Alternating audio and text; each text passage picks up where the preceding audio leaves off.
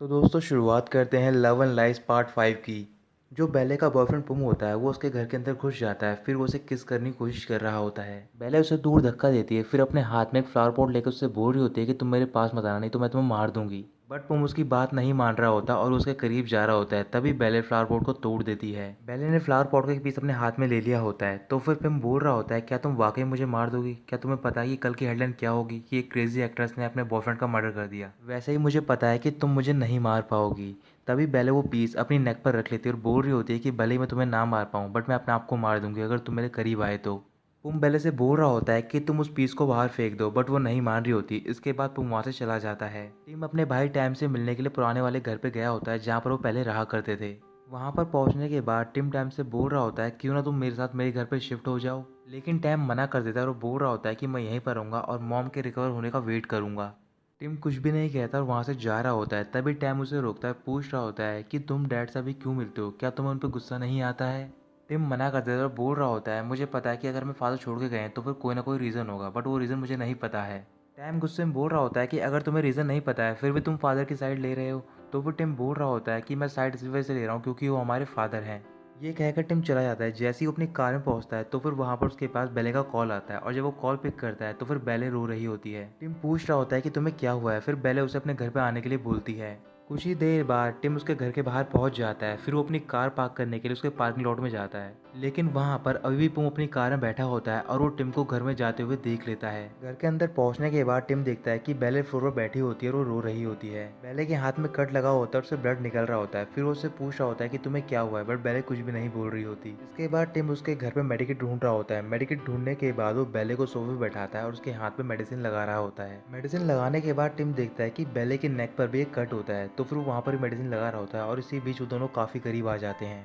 बेले पूछ रही होती है क्या मेरी चोट के लिए स्टिचेस लगेंगे? तो फिर टिम उससे दूर हटता है, बोल रहा होता है कि ये इतनी सीरियस चोट नहीं है और वो उसे बता रहा होता है कि सिर्फ तुम्हें एंटीबायोटिक्स लेने की जरूरत है और मैं तुम्हें सुबह लेने के लिए आऊँगा। और ये कहकर वो जा रहा होता है। बेले टिम से बोल रही होती है क्या मैं ब्रेक नहीं ले सकती हूँ क्योंकि मैं बहुत ज़्यादा थक गई हूँ। टिम बेले को चेयरअप कर रहा होता है, इस वजह से बेले हंसने लग जाती है। फिर टिम बोल रहा होता है मुझे पता है कि सेलिब्रिटी बनना बहुत हार्ड है, लेकिन जो ऑडियंस है वो तुम्हारी स्माइल देखना चाहती है। तभी अचानक से बेले टिम का हाथ पकड़ लेती है, उससे बोल रही होती है क्या तुम यहाँ पर रुक सकते हो कुछ देर के लिए? टिम उसकी बात मान जाता है। फिर बेले को वो उसके रूम तक लेकर जाता है और वो दोनों वहाँ पर बात कर रहे होते हैं। कुछ देर बात करने के बाद बेले टिम से बोल रही होती है क्यों ना तुम आज रात के लिए यहीं पर रुक जाओ। वैसे मैं तुम्हें रोकना नहीं चाहती हूँ, बट कुछ घंटे बाद तुम्हें यहीं पर आना है मुझे लेने के लिए, तो फिर तुम यहीं पर रुक जाओ। टिम बेले की बात मान जाता है और वो अचानक से बेले करीब जा रहा होता है। बेले को लग रहा होता है कि टिम उसे किस करने वाला है, तो फिर वो अपनी आंखें बंद कर लेती है। लेकिन टिम बेले के ऊपर ब्लैंकेट डालता है और वो बाहर चला जाता है सोफे पे सोने के लिए। बाहर पहुंचने के बाद टिम अपना टैबलेट निकालता है और उसमें आज की बेले की घर की सीसीटीवी फुटेज देख रहा होता है। फिर उसे पता चलता है कि पुम बेले घर पे आया था और उन दोनों की फाइट हुई थी। अगले दिन टिम बेले के साथ स्टूडियो पहुंच जाता है इंटरव्यू के लिए। तो फिर उनके साथ में टीम एक मेंबर भी आया होता है। वो मेंबर कुछ एम्प्लॉयज के सामने खड़ा होता है। तो फिर वो एम्प्लॉयज बात कर रहे होते हैं कि आज का जो इंटरव्यू वो काफी इंटरेस्टिंग होने वाला है। बेले अपने मेकअप रूम में होती है और वहाँ पर जो मेकअप आर्टिस्ट होती है उसका मेकअप कर रही होती है। फिर वो पूछ रही होती है कि तुम्हारी नेक पर ये मार्क कहाँ से आया? वहाँ पर टिम भी होता है। तो फिर वो आर्टिस्ट से बोल रहा होता है कि बेले के नेक पर ये निशान हैंगर से लगा है। फिर वो अपनी पॉकेट में एक स्कार्फ निकालता है और वो बेले को पहना देता है। तभी वहाँ पर टीम ए का मेंबर पहुंच जाता है और वो टिम से पूछ रहा होता है कि तुमने कपड़े सेम पहन रखे हैं जो कि तुमने कल पहने थे, तो फिर तुम कल रात को कहाँ पर सोए थे? टिम मुझसे बोल रहा होता है कि इसे तुम्हारा क्या लेना देना, मैं कहीं पर भी सोया हूँ, बट तुम यहाँ पर क्या कर रहे हो पहले ये बताओ। फिर वो मेंबर टिम को बता रहा होता है कि बाहर जितने भी लोग हैं वो कुछ बात कर रहे हैं इंटरव्यू के बारे में, मुझे लग रहा है कुछ बड़ा होने वाला है। टिम कुछ भी नहीं बोलता और वो मेंबर को अपने साथ बाहर लेकर चला जाता है। जो टिम का फ्रेंड किट होता है वो किसी से मिलने के लिए जाता है एक जगह पर जहाँ पर कि पूरे शहर की सीसीटीवी फुटेज की कॉपीज रखी होती हैं। किट उस पर्सन से उस क्लब की फुटेज मांग रहा होता है जहाँ पर टिम की मॉम का एक्सीडेंट हुआ था और साथ ही में बेले का वो एक्सीडेंट भी हुआ होता है। वो पर्सन किट की बात मान जाता है और वो फुटेज को ढूंढ रहा होता है। इधर टिम बेले के पास जाता है तो फिर बेले से स्क्रिप्ट मांग रही होती है पढ़ने के लिए। टिम बोल रहा होता है तुम्हें घबराने की कोई जरूरत नहीं, जो तुमने पहले रिव्यू करी थी वही स्क्रिप्ट आएगी। फिर वहाँ पर पुम पहुँच जाता है और वो बेले को हक कर रहा होता है। तो फिर टिम उससे बोल रहा होता है कि तुम्हें अभी जाकर अपनी स्क्रिप्ट पे ध्यान देना चाहिए, ना कि यहाँ पे आना चाहिए टाइम वेस्ट करने के लिए। पुम टिम से बोल रहा होता है कि तुम्हारे सजेशन के लिए मैं थैंक यू बोलना चाहता हूँ, बट तुम्हें मैं भी एक सजेशन देना चाहता हूँ। तो रात को मैंने तुम्हें बेले घर पे जाते हुए देखा और मुझे नहीं लगता कि ये ठीक है, तुम्हें उसके घर पे नहीं जाना चाहिए। टिम बोल रहा होता है कि ये मेरी ड्यूटी है तो फिर मैं वहाँ पर जाऊँगा और तुम कुछ भी नहीं कर सकते हो, और ये कहकर वो चला जाता है।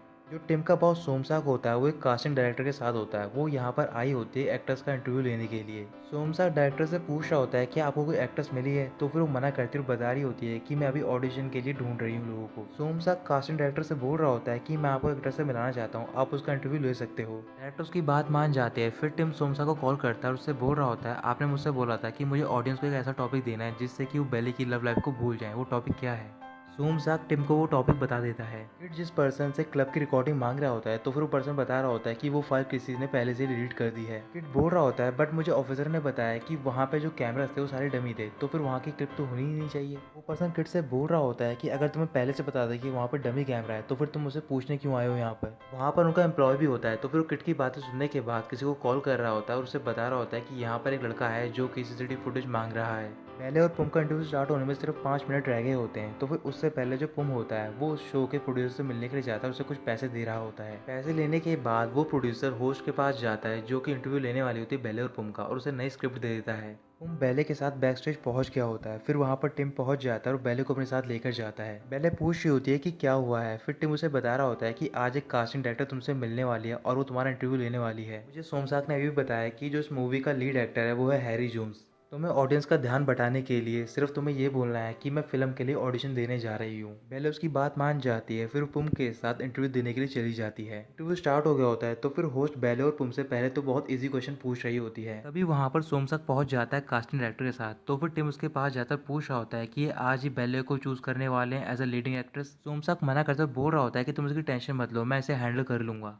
टिम वहां से चला जाता है। फिर वो स्क्रिप्ट पढ़ रहा होता है, तो फिर स्क्रिप्ट पढ़ने के बाद वो गुस्से में डायरेक्टर के पास जाता है बैक स्टेज और उससे बोल रहा होता है कि ये तो वो स्क्रिप्ट नहीं है जो कि मैंने दी थी। तो फिर डायरेक्टर बोल रही होती है कि ये स्क्रिप्ट प्रोड्यूसर ने चेंज करी है आखिरी मोमेंट पे, मैं इस बारे में कुछ भी नहीं कर सकती हूँ और मैं तुमसे बाद में बात करूंगी जब ये शो खत्म हो जाएगा। तो फिर टिम स्टूडियो के साइड में जाकर बेले को इशारा कर रहा होता है कि वहां से चली जाए, बट बेले को इशारा समझ नहीं आता है। अचानक से वो होस्ट बेले से पुम के बारे में कुछ क्वेश्चन पूछ रही होती है जो कि काफी पर्सनल होते हैं। इसी तरीके से बेले टॉपिक को चेंज कर देती है। फिर वो होस्ट पुम से पूछ रही होती है कि जब तुम्हारे फादर को पता चला तुम दोनों के रिलेशन के बारे में, तो फिर वो कैसा फील कर रहे हैं आप। पुम बोल रहा होता है कि मेरे फादर को बहुत ज्यादा खुशी हुई जब उन्हें पता चला कि मैं बेले को डेट कर रहा हूँ और वो उसे इनवाइट भी करना चाहती है लंच के लिए, और आज ही मैं बेले को अपने घर पे लेकर जा रहा हूँ लंच के लिए ताकि वो मेरे फादर से मिल सके। फिर होस्ट बेले से पूछ रही होती है कि आप वहाँ पर जा रही हो लंच के लिए, तो फिर बेले को हाँ बोलनी पड़ती है और कह रही होती है कि लंच करने के बाद मैं ऑडिशन देने जा रही हूँ एक हॉलीवुड मूवी का। होस्ट पूछ रही होती है क्या अभी आप मूवी में कंफर्म नहीं हुई हो। बेले कुछ सेकंड तक सोचती है, फिर उसके बाद वो टिम की ओर देख रही होती है। टिम की ओर देखने के बाद वो होस्ट से बोल रही होती है कि मैं उस मूवी में मेन रोल के तौर पर काम कर रही हूँ और मेरे साथ में जो लीड एक्टर है वो है हैरी जोन्स। फिर वो होस्ट बेले से उसकी पर्सनल लाइफ के बारे में कुछ भी नहीं पूछती और मूवी के बारे में बात करने लग जाती है। जो कास्टिंग डायरेक्टर होती है उसे थाई लैंग्वेज नहीं आती,